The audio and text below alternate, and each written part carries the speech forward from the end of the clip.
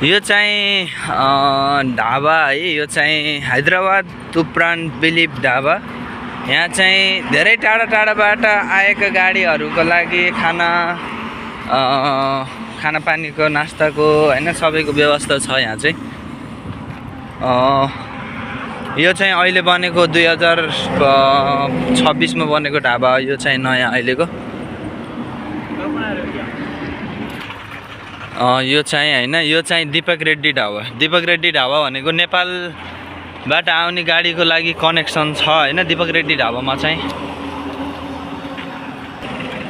Vinod family dhaba हैन, यो चाहिँ सबै ढाबा हो के। यहाँ चाहिँ धेरै टाढा टाढाबाट आएको गाडीहरूको कनेक्सनहरू हुन्छ नि त। यो चाहिँ एसिसो कफी सेन्टर है। अनि यो दीपक रेड्डी ढाबा। यो चाहिँ एनएल, यो एनएल को गाडी चाहिँ यहाँ रोकिरहेको छ। अहिले फिलहाल नेपालबाट गाडी अहिले आइपुगेको छैन हैन, आउँदैछ होला सायद बाटोमा। यो गाडीहरू त हिँडिरहेको छ थुप्रै,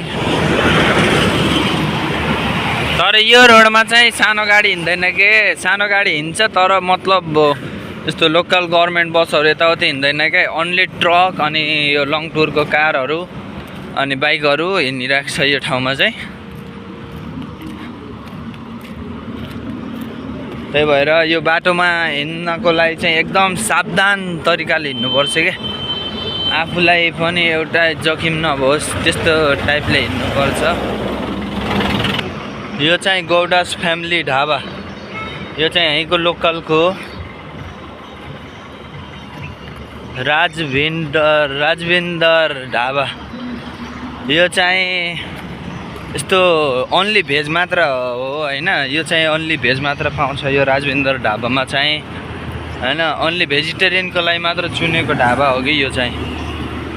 अब अरू त अब नन भेज भेज सबै बनाउँछ हैन, तर यो राजविन्दरमा चाहिँ ओन्ली भेज।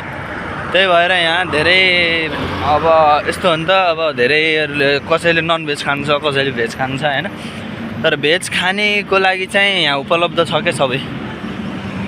यता चाहिँ हाम्रो विवेक भाइ हिँडिरहेछन् पुरा कसेर। ड्युटी जाने लेट भयो भन्दैछन् उता चाहिँ। के गर्नु अब, यो ठाउँमा गाडी भनेपछि एउटा देखिए छैन खै। अब यो टडक र कार मात्र देखिए, बस छैन। यस्तै हो क्या, आफ्नो सवारी साधन नहुने भने पाइँदैन भन्छन्। सही हो क्या।